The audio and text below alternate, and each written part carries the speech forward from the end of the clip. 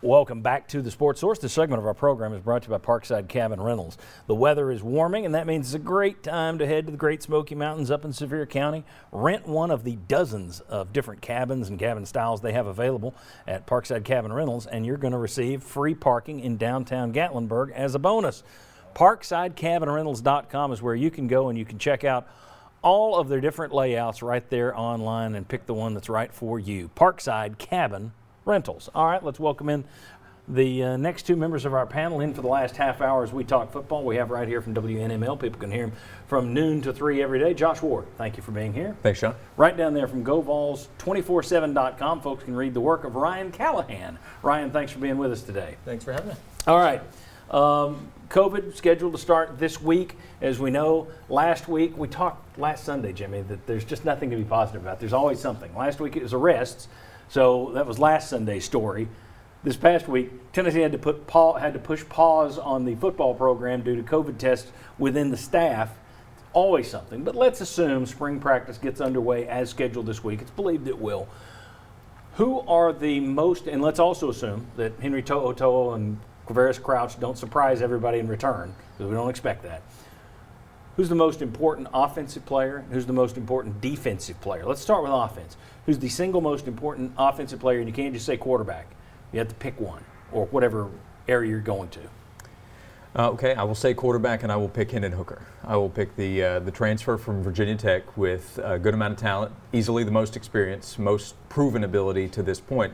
What can he do with this offense? How does he fit in? He did transfer, committing to a different staff, the previous staff, but all these guys did that as well. So Hendon Hooker will be my pick at quarterback. He would be the most ahead quarterback to start. If he can keep that going, that can maybe help your offense get going more quickly. But you've got a guy who's been through it a little bit more. Okay, so you see him as having an advantage on the other guys, so you want him to be the guy that steps up. All right, Jimmy, who's the most important player on offense this spring?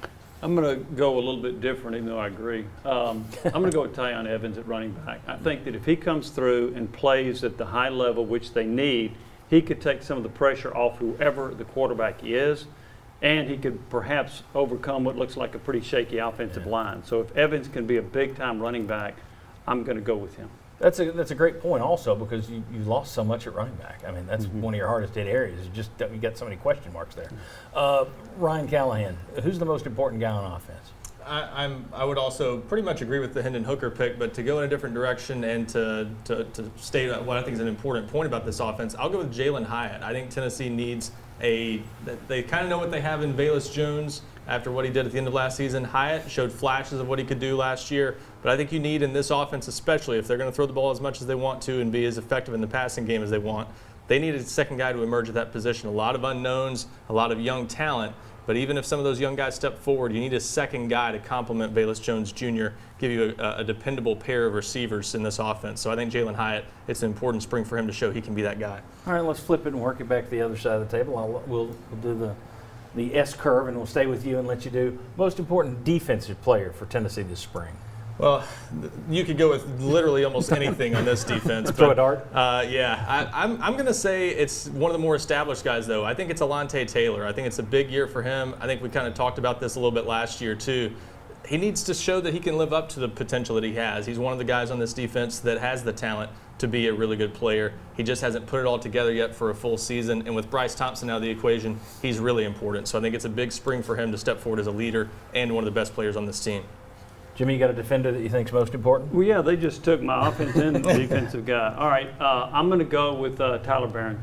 I think he is a guy that has a chance to emerge as a very good pass rusher. I think that's always important on defense. I think that was a problem for Tennessee. It has been for a number of years, not getting enough pressure. Gosh, do you have to go back to Derek Barnett to find just one guy that you had to focus on for an offense to try to stop a defensive pass rusher? I'm going to go with Barron because I think he's a guy that has the ability to emerge into being a really good pass rusher. Okay. Josh. Now I'm getting Hymesed because they took my top two guys. So good picks. Ryan was right, though. We can go with a number of players. So I'll go with Amari Thomas, a defensive lineman. You just have to be better up front. And he's a guy where he's a second-year player, got some experience as a freshman, and a lot of talent. He was one of your highly touted players in the 2019 class. So I'll go Amari Thomas on the defensive line. All right, very good. When we come back, let's take a look at the position groups in Tennessee. And, we'll do it the way that one of the successful pro coaches breaks it down, and we'll take a look at what areas must improve, what areas need to improve, and what areas do you want to improve this spring. That's next on the Sports Source. Come on back.